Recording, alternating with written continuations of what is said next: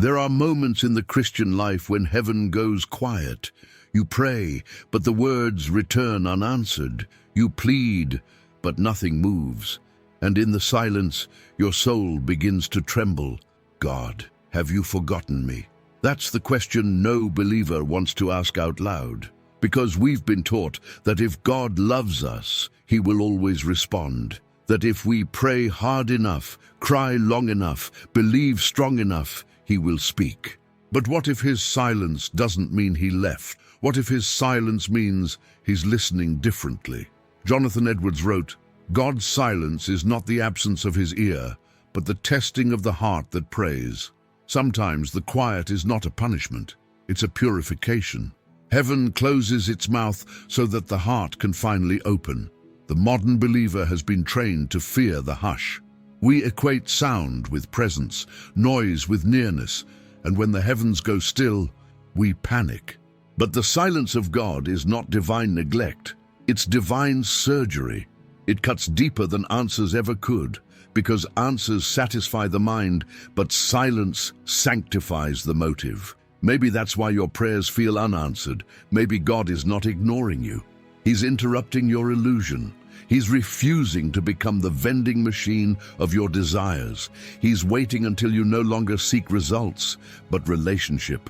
Isaiah chapter 55, verses 8 and 9. "For my thoughts are not your thoughts, neither are your ways my ways, declares the Lord. For as the heavens are higher than the earth, so are my ways higher than your ways, and my thoughts than your thoughts." Heaven's silence is not random. It's mercy wearing a mask. God is protecting you from premature answers. He knows that sometimes what you call breakthrough would actually break you. The unanswered prayer is not the absence of grace, it's the abundance of it. Because if He gave you everything you asked for, you would never learn to love the giver, only the gifts. The silence is His way of separating your need from your noise. It exposes the true posture of the soul. Do you love Him enough to wait? Do you trust Him enough to stop talking? Do you believe He's still good even when He's still? Silence is not empty. It's full of questions heaven is asking you. Why do you pray? Do you seek my will or your comfort? Do you want answers or transformation?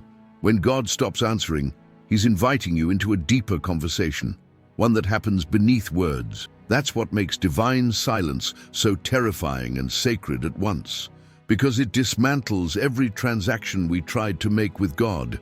We can't manipulate Him with devotion. We can't pressure Him with tears. We can't schedule His voice. We can only surrender to His timing. And in that surrender, something begins to shift. The silence stops feeling like rejection and starts feeling like refinement. Jonathan Edwards said, "When heaven grows still, grace is sharpening its tools. God is carving something eternal into you. Patience, humility, endurance, faith. He's building in you what noise could never build. He's teaching you to walk by trust, not sight, to rest in the unseen rather than to demand the seen. You may feel forgotten, but what if this silence is actually a hiding place? What if it's the cleft in the rock where God places you, covering you with His hand until His glory passes by?" Exodus chapter 33, verse 22. The silence is not the absence of God. It's the shadow of His hand, and sometimes the shadow is safer than the spotlight. So don't confuse His quiet with His quitting. He's not done, He's deep. And until you understand that the silence is also speech, you'll miss the message hidden in the hush. If you're in that quiet place where God seems silent but your faith refuses to die, comment below with your city and country so we can see how many are learning that silence is still a sacred conversation. What if every unanswered prayer is not neglect but protection? What if the silence you hate is actually the mercy that's saving you? We often imagine that if God truly loved us, He would give us everything we ask for. But love that gives you everything isn't love, it's indulgence. And indulgence can destroy faster than discipline can heal. Jonathan Edwards once wrote, "God answers most wisely when He refuses most mercifully. His denials are often the kindest replies." But when God withholds, He's not ignoring your pain, He's editing your destiny. He filters every request through eternity. He knows that what you call blessing might still be poison in disguise. We pray for doors to open. He closes them because they lead to Egypt. We beg for relationships. He ends them because they would have made idols. We demand signs. He stays silent so our faith can learn to breathe without evidence. James chapter 4, verse 3. You ask and do not receive because you ask wrongly to spend it on your passions. Heaven's silence is the sound of that verse in motion. It's God rescuing you from your own prayers. He loves you too much to say yes when yes would ruin you. Think about Israel crying for a king. They wanted something visible, powerful, impressive. God warned them, but they insisted. So he gave them Saul. And for years, they lived inside the consequences of a prayer God answered against his will. That's why silence is mercy. Because sometimes the worst judgment God can give is to grant what you want without teaching you why you wanted it. If you're in a season where God isn't answering, ask yourself, could his no be protecting you from the version of yourself that your yes would create? We rarely thank God for the prayers he denied, but in hindsight, they become monuments of grace. The doors that never opened, the people who never stayed, the plans that fell apart, they were all the fingerprints of a Father who refuses to feed your destruction. Romans chapter 8, verse 26. The Spirit helps us in our weakness, for we do not know what to pray for as we ought, but the Spirit himself intercedes for us with groanings too deep for words. Even your silence is being translated in heaven. When you pray for things that would hurt you, the Spirit rewrites the request. When you ask for comfort, he asks for character. When you seek escape, he asks for endurance. That's what divine love sounds like behind the curtain. Holy interference. So, if God hasn't responded, don't assume he's ignoring you. Assume he's intervening for you. He's editing the script of your desire until it aligns with redemption. Jonathan Edwards said again, a saint's unanswered prayer is never lost. It is gathered into the treasury of providence and returned in a better form. Every silence has a sequel. You may not hear words, but you will see wisdom. Because heaven's quiet is not void, its velocity unseen. God's not yet is still God's I love you. So breathe. Stop trying to force a door that mercy locked. Let the unanswered prayers fall like seeds. You'll understand their fruit later. The greatest act of faith is not praying until God speaks, but trusting that he already did, and that his silence is still speaking in mercy. If you can look back and see how God protected you through an unanswered prayer, write in the comments, his silence saved me, because what he didn't give may be the proof of how deeply he loves. Every believer begins praying to change the world, but eventually God teaches us that prayer's first purpose is to change us, and nothing accelerates that transformation like silence. When God stops answering, it's because he's moving the conversation from your mouth to your motives. He's turning prayer from transaction into transformation. Jonathan Edwards once wrote, when God delays his reply, he is granting the saint a deeper gift, the grace to love him beyond the answer. That's the graduate level of prayer.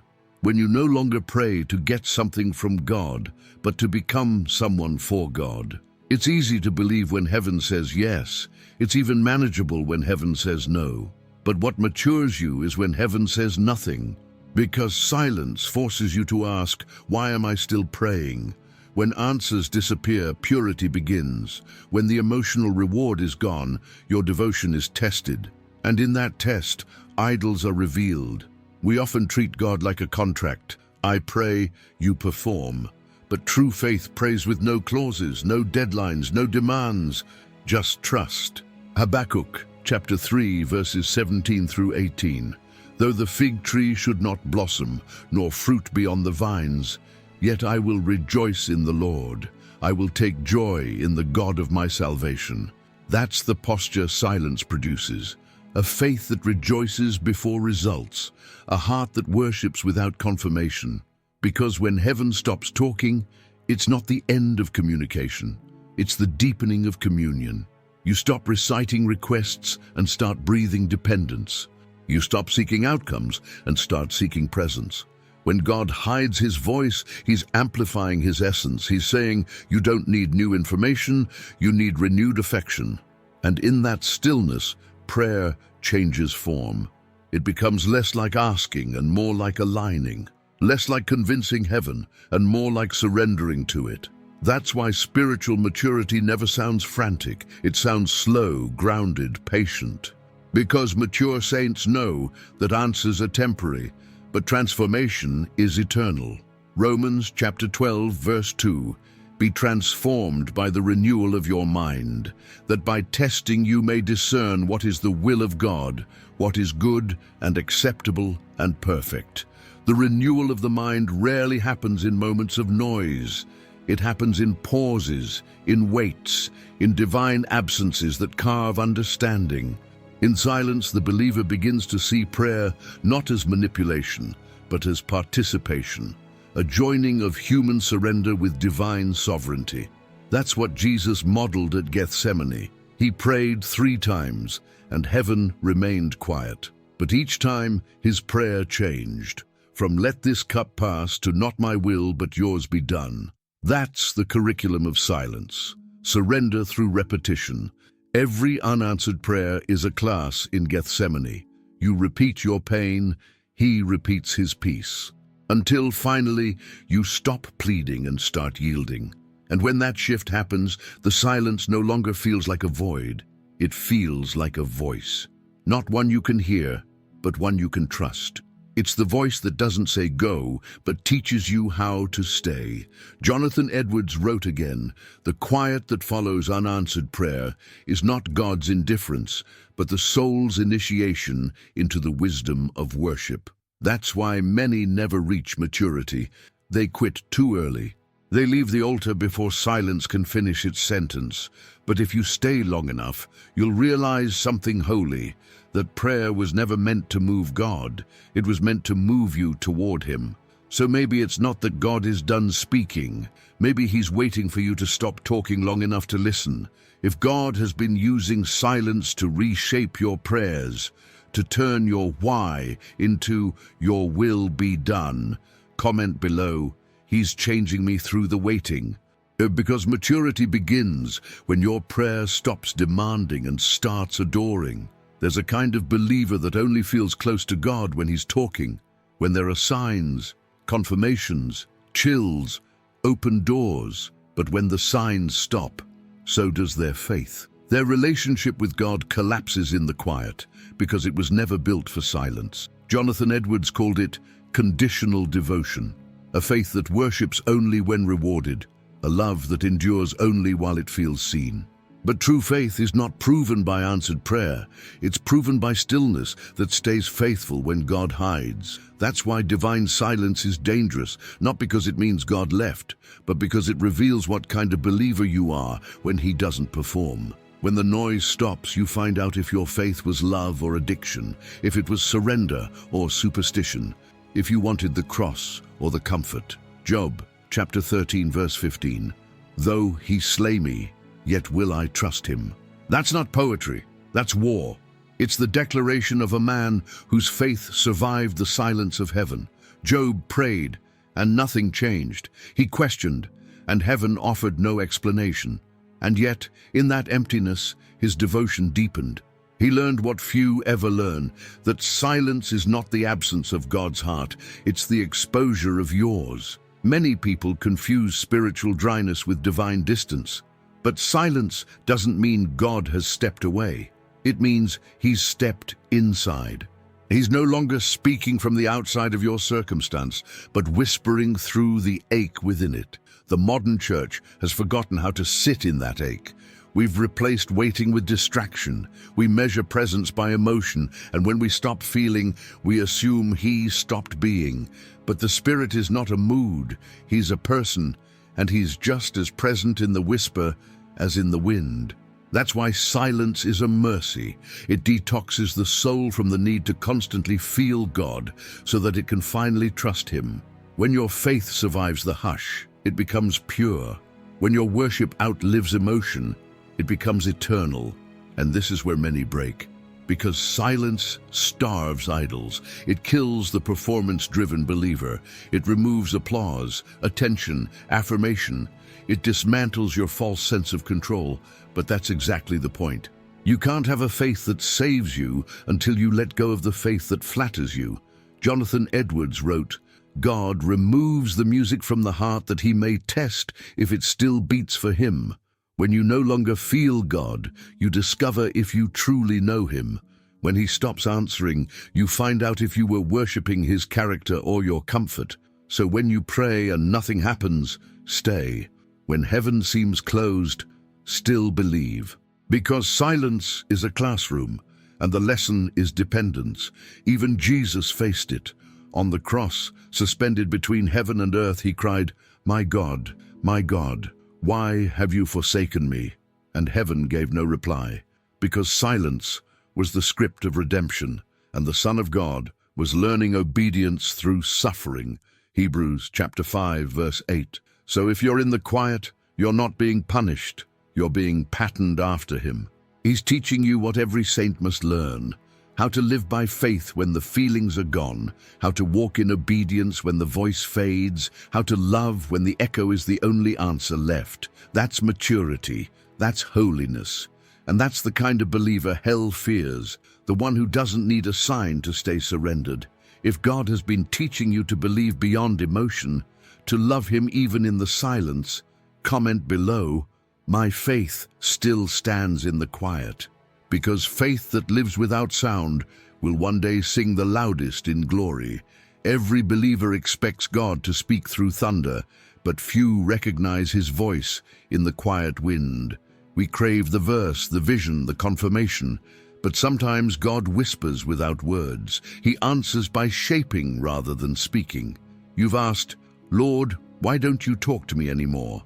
And he replies, "Not with sentences, but with silence that rearranges your soul." Because there are revelations too sacred for sound, truths that can only be carved into the heart, not printed on the mind. 1 Kings chapter 19, verses 11 through 12. "And behold, the Lord passed by, and a great and strong wind tore the mountains and broke in pieces the rocks before the Lord. But the Lord was not in the wind, nor in the earthquake, nor in the fire. And after the fire, a still small voice." That was Elijah's lesson. He had seen God in fire before. Now he had to find him in quietness. The prophet who once called down flame from heaven was now called to find peace in a whisper. And that is what the silence of God does. It converts prophets of noise into disciples of nearness. When God stops answering, he starts forming. When he no longer instructs you through events, he begins to instruct you through essence.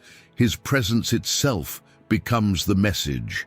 Jonathan Edwards said, "When the Lord ceases to speak in words, he speaks in weight. His silence carries substance. It presses the soul into humility until it hears again." Silence doesn't mean there's nothing happening. It means God has shifted from conversation to construction. He's no longer talking to you, he's building within you. You prayed for direction, he gave you detours. You asked for a sign, he gave you stillness. And in that stillness, he's answering in a language that the flesh can't translate. The carnal mind hates silence because it can't control it. But the spiritual heart begins to recognize it as holiness, a sacred hush that says, "Be still and know that I am God." Psalm 46, verse 10. You see, God's silence is not a lack of speech, it's the abundance of meaning. The closer you get to him, the less he needs to talk, because intimacy communicates without noise. That's why lovers often sit together without words. They don't need language when hearts are already aligned. So it is with the Spirit. When he stops talking, he's saying, "You finally know me enough to trust me without instruction."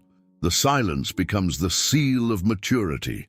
It's not God's way of testing distance, it's his way of revealing union. He hides his voice not to confuse you, but to confirm that his Spirit is already dwelling in you. Paul described this mystery when he said, "We have the mind of Christ." 1 Corinthians chapter 2, verse 16. That means the conversation no longer happens only upward, it happens inward. The Holy Spirit internalizes the dialogue. You stop waiting for thunder from heaven because the whisper is already alive inside your chest.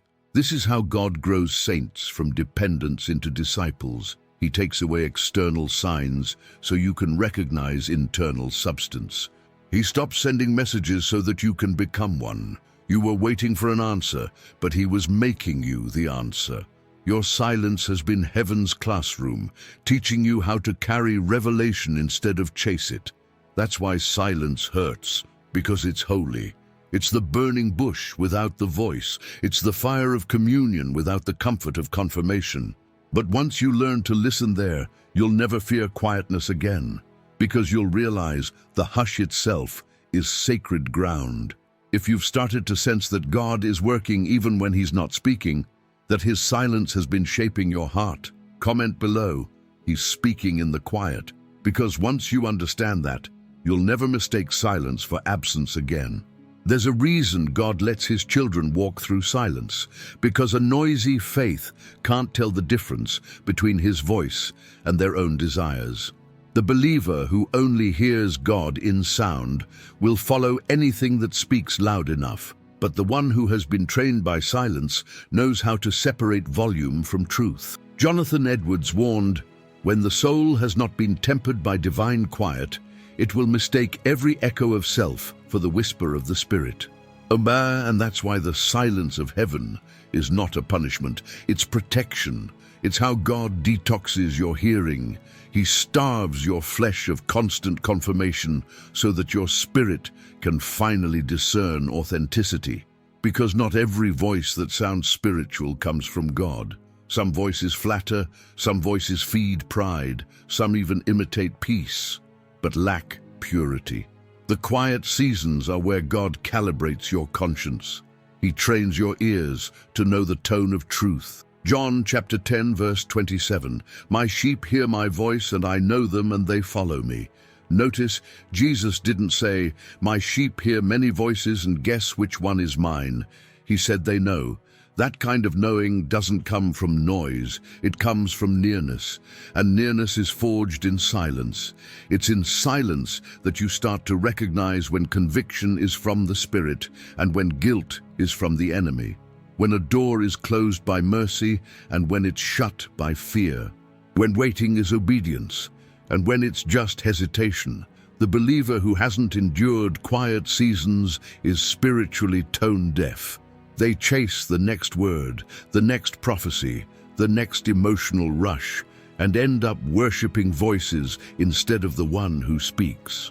But when God hides his voice for a time, he's training your hearing for eternity.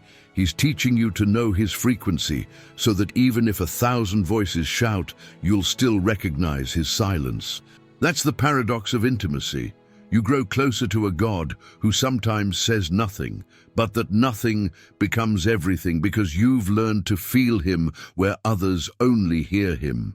Hebrews chapter 5, verse 14. Solid food is for the mature, for those who have their powers of discernment trained by constant practice to distinguish good from evil. Silence is that practice. It's where discernment matures. You stop reacting and start recognizing.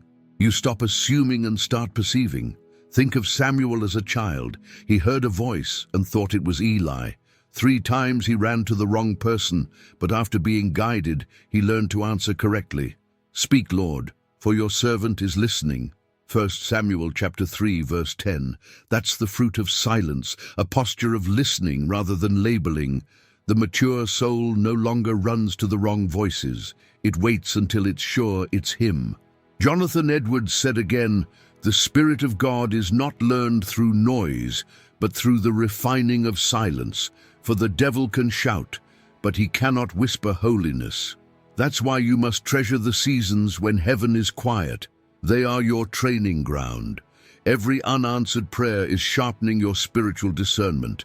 Every delay is tuning your ears for truth. And when the silence finally breaks, you'll realize the sound of his voice hasn't changed, but you have. Your heart has become a sanctuary where falsehood can't echo. So don't despise the quiet. Discern it. Don't run from the hush. Rest in it. Because silence is the soundproofing of your spirit. It's where you stop chasing messages and start carrying revelation. If God has been using silence to sharpen your discernment, to teach you how to recognize His true voice amid the noise, comment below. He's training my hearing in the quiet. Because silence is not the absence of revelation, it's the refinement of it. There comes a moment in every believer's life when you realize something profound. God never stopped answering, you just stopped recognizing. The silence wasn't the absence of response, it was the change of language. He stopped speaking in words and started answering in ways. Jonathan Edwards said, "When the mouth of God grows still, His providence begins to preach." You prayed for peace, and He didn't send a feeling. He sent a storm that forced you to depend. You asked for faith, and He didn't give you assurance. He gave you delay that stretched your trust. You begged for guidance, and He didn't give directions. He closed every door until you learned to follow presence instead of paths. That's how God answers, not always by speaking to you, but by orchestrating around you. Romans chapter 8 verse 28, and we know that for those who love God, all things work together for good, for those who are called according to His purpose. All things includes silence. All things includes disappointment. All things includes the days you thought heaven forgot you, because God's answers aren't always verbal. They're visible in hindsight. The pattern becomes clear only when you've walked far enough to turn around. The unanswered prayer that broke you becomes the exact moment you stopped idolizing your will. The loss that wrecked you becomes the birth of a deeper love for the eternal. The silence that terrified you becomes the melody of your testimony. That's how heaven speaks in reverse revelation. You don't understand while it's happening. You understand when you survive it. Psalm chapter 37 verse 23. The steps of a righteous man are ordered by the Lord. And not the answers, the steps. God's guidance is not a map, it's movement. Each closed door, each quiet season, each invisible delay, they were the choreography of mercy. The Spirit didn't abandon you. He was leading you through paths that required your silence so you could hear His footsteps instead of your own voice. Look back at your life, the moments that made no sense then. Now they preach. They preach of a God who never lost track of you, even when He lost your approval. That's what divine silence reveals. God is not waiting for your permission to fulfill His plan. He's already been moving pieces while you were questioning His absence. He was building altars out of disappointments. He was aligning grace under the surface. Jonathan Edwards described this as the unseen harmony of providence. What seems contradiction to our sight is often composition in God's design. His quiet is but the tuning of His instruments before the song of redemption begins. So maybe what you call delay is divine rhythm. Maybe what you call denial is redirection.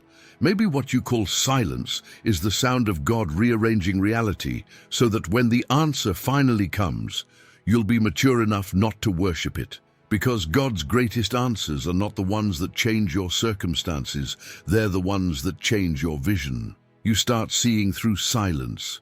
You start hearing with humility. You stop needing explanation and start recognizing orchestration. And when you finally see it, when you realize that God was speaking all along, just not in the way you demanded, worship rises effortlessly. Because every quiet moment now glows with meaning. Every unanswered prayer becomes a verse of grace. The silence wasn't the end, it was the overture. And what felt like distance was actually the echo of a God rearranging everything for your redemption. If you can look back and see how God was answering all along, through delays, through detours, through the quiet, comment below. Now I see His answers in silence, because heaven's quiet isn't absence, it's orchestration. When you come out of the silence, you are not the same. The noise you once needed no longer controls you. You've stopped chasing answers because you've become one. The quiet doesn't threaten you anymore. It grounds you. Jonathan Edwards said, "When grace has done its deep work, the saint begins to hear in silence what sinners can't endure, the steady pulse of divine sovereignty." That's what happens when God finishes teaching through the hush. You start seeing everything through the lens of providence. You stop saying, "Why is this happening?" and start whispering, "What are you forming in me through this?" The silence becomes your sanctuary, not your sentence. You begin to see it as God's way of preparing your soul for weight, for the kind of calling that would crush an untested heart. You prayed for influence. He gave you isolation. You asked for clarity. He gave you confusion that made you cling to him. You wanted ministry. He gave you hiddenness because he'd rather have you purified than popular. That's when your prayer life changes forever. You no longer beg God to move. You ask him to make you movable. You no longer ask for new words. You ask for the grace to live the ones you already heard. And suddenly you realize the silence wasn't punishment. It was promotion. It was God handing you the kind of authority that only comes from the wilderness. Moses learned it in 40 years of obscurity. David learned it in caves. Elijah learned it under trees. And even Christ learned it in the tomb. Every vessel that carried power first carried quiet, because heaven doesn't trust a voice that hasn't been refined by silence. That's why your prayers now sound different. They don't rush, they rest. They don't demand, they discern. They don't fear delay, they flow with divine timing. Isaiah chapter 30, verse 15. "In quietness and in trust shall be your strength." Quietness is not weakness. It's worship matured. It's the faith that has survived the test of silence and come out stronger. When you reach that place, the enemy loses leverage. He can't provoke panic in someone who has already found peace in stillness. He can't tempt you with noise when you've tasted nearness in the quiet. You become untouchable, not because life got easier, but because your trust grew deeper. The believer who's been trained by silence doesn't need to be seen. They don't need proof. They don't even need understanding. They just need God, and that's enough. That's when your life starts preaching louder than your prayers, because silence has made you a sermon. You carry a peace that doesn't make sense. You forgive without closure. You love without reward. You wait without fear. That's the evidence that the silence worked. It turned your wounds into wisdom, your doubts into discernment, your waiting into worship. Now, you don't talk about faith, you embody it. You don't just quote verses, you've lived them. And that's the kind of believer who changes atmospheres. Jonathan Edwards wrote again, "The quiet soul is the throne of God, for he does not dwell where noise rules, but where trust has learned to sing without sound." That's what God was doing all along. He wasn't ignoring you. He was enthroning himself within you. He was teaching you to become a resting place for his presence. And now, every silence you face becomes an invitation, not intimidation. Because you finally understand, his silence isn't his distance, it's his depth. He doesn't hide to hurt you. He hides to heal you.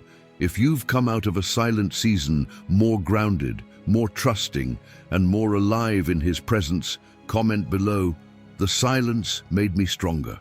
Because when the noise fades and the world grows quiet, what remains is the faith that cannot be shaken. There comes a day when you finally realize the silence that broke you has become the sermon that builds others. The pain that once made you question God is now the very proof of his faithfulness. That's the miracle of divine silence. It doesn't just change your heart, it gives your story a voice. The same heaven that once hid its face now uses your healed scars as proof of its presence. Jonathan Edwards said, "The soul that has survived the hush of heaven speaks with an authority that no volume of noise could ever produce." Because when you've walked through quiet seasons, your words carry weight.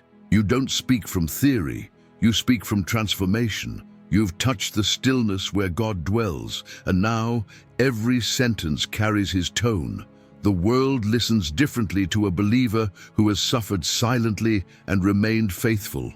There's something unexplainable about that peace, a strength that doesn't need applause, a fire that doesn't need spectacle. 2 Corinthians chapter 1, verses 3 and 4. Blessed be the God of all comfort, who comforts us in all our affliction, so that we may be able to comfort those who are in any affliction, with the comfort with which we ourselves are comforted by God. That's the economy of heaven, nothing wasted. Even your silence becomes seed. Every unanswered prayer becomes a message to someone who's still waiting. Your endurance becomes evidence. Your stillness becomes a signpost. Because now, when you meet the broken, you don't rush to fill their pain with words. You sit with them. You recognize the holy hush around their suffering. You understand that sometimes the best ministry is quiet company. The silence that once tortured you has now trained you to carry compassion. That's what God was doing all along. He wasn't muting you. He was mentoring you. He was teaching you to speak the language of those who weep, to echo mercy in a world addicted to noise. You've become the sermon you once needed to hear, and that's what gives your faith authority. When others panic in delay, you stay calm. When they demand answers, you offer presence. When they fear the quiet, you remind them, He's still here. I've been there, and He never left. And this is where the silence turns prophetic, because your endurance begins to speak louder than explanation. You no longer preach to prove a point. You exist to prove His patience. That's why those who've endured the silence are dangerous to darkness. They've been emptied of pride. They've learned to worship without reward. They've found that the true victory is not in God fixing everything, but in still believing while He doesn't. Jonathan Edwards once wrote, "He who has learned to trust in the absence of sound will shake the world with a whisper." That's you now. You don't need God to shout for you to obey. You don't need a miracle to keep believing. You've seen enough in the quiet to never doubt again. And the most beautiful part, you no longer resent the silence. You revere it. You look back and thank God that He didn't speak sooner, because now you can see what He was saving you from. He wasn't late. He was lasting. He wasn't quiet. He was careful. Now, your silence speaks. Every tear, every prayer, every sleepless night has become part of heaven's vocabulary through your life. You are the echo of what once felt like emptiness. You are living proof that God's quiet isn't cruel, it's creative. If you know that your story, your silence, has become a testimony for someone else, comment below, "My silence now speaks for His glory." Because when God teaches you in the quiet, He's not just preparing you for peace, He's preparing you to preach through your life. There will come a day when heaven's silence will make sense. Not because you'll finally hear an answer, but because you'll realize that the silence was the answer. The waiting will no longer feel wasted. The quiet will no longer feel cruel. You'll look back and see that every prayer you thought died in the dark was actually germinating beneath the soil of grace. That's how God works. He buries before He blooms. He hides before He heals. He goes quiet before He reveals. John chapter 11, verse 6. When He heard that Lazarus was sick, He stayed where he was 2 more days. 2 days of silence, 2 days of confusion, 2 days where Mary and Martha thought love had failed them, but love was on the way, walking slowly, deliberately, sovereignly, because love doesn't rush. Love lets silence do its sanctifying work. Jonathan Edwards once wrote, "The delay of God is never the denial of His mercy. What we call abandonment, heaven calls preparation." And that's what the Spirit wants you to see now. God's silence is not Him turning away, it's Him drawing nearer in a form you didn't recognize. He's not ignoring your prayers, He's rewriting them until they sound like His heart. You asked for blessing, He's giving you becoming. You asked for relief, He's giving you revelation. You asked for a word, He's giving you wonder. Because sometimes the truest worship doesn't sound like singing, it sounds like surrender. The loudest amen you'll ever say is when you choose to trust Him in total quiet. That's why the silence matters. Because if God spoke every time you demanded, you'd never learn to love Him without conditions. And love without conditions, that's holiness. The silence is where faith grows up. It's where you stop treating God like an employee and start worshiping him as king. It's where you finally understand he owes you nothing, yet he's given you everything, himself. That's the end of every true prayer. Not give me, but make me. Not speak to me, but stay with me. And when that happens, when your soul stops wrestling and starts resting, you'll discover that the quiet isn't empty at all. It's full of him. It's the same quiet that covered creation before God said, "Let there be light." It's the same quiet that filled the tomb before the stone rolled away. It's the same quiet that will precede the trumpet when Christ returns. He has always spoken through silence, because silence is sacred. It's heaven's pause before resurrection. So if you're still waiting, don't fear the hush. Stay, breathe, listen, because God's not done. He's deeper, and one day you'll thank him not only for what he said, but for what he refused to say, for every no, for every delay, for every quiet mercy that saved you from yourself. Jonathan Edwards ended one of his most intimate letters with this line, "The silence of God is the rehearsal of eternity, where words will cease and worship will be endless." That's what all this has been, a rehearsal, a practice of patience, a formation of faith, a preparation for the day when you'll see him face to face and realize that every unanswered prayer found its meaning in his presence. And until that day, walk in peace, because the quiet is not a void, it's a vow. A promise that the same God who was silent in your suffering will one day speak your name in glory. If this message found you in the middle of the quiet, if you've been waiting, praying, and hearing nothing, know this. Silence is not God's rejection. It's his redirection. Comment below, "I trust him even in the silence." Subscribe to this channel for more sermons that confront shallow faith and awaken eternal vision. Share this video with someone who's waiting, someone who thinks heaven forgot them, and remind them he's not quiet because he's gone. He's quiet because he's close. Because one day, when the silence ends, you'll understand that every quiet moment was the sound of mercy preparing your miracle.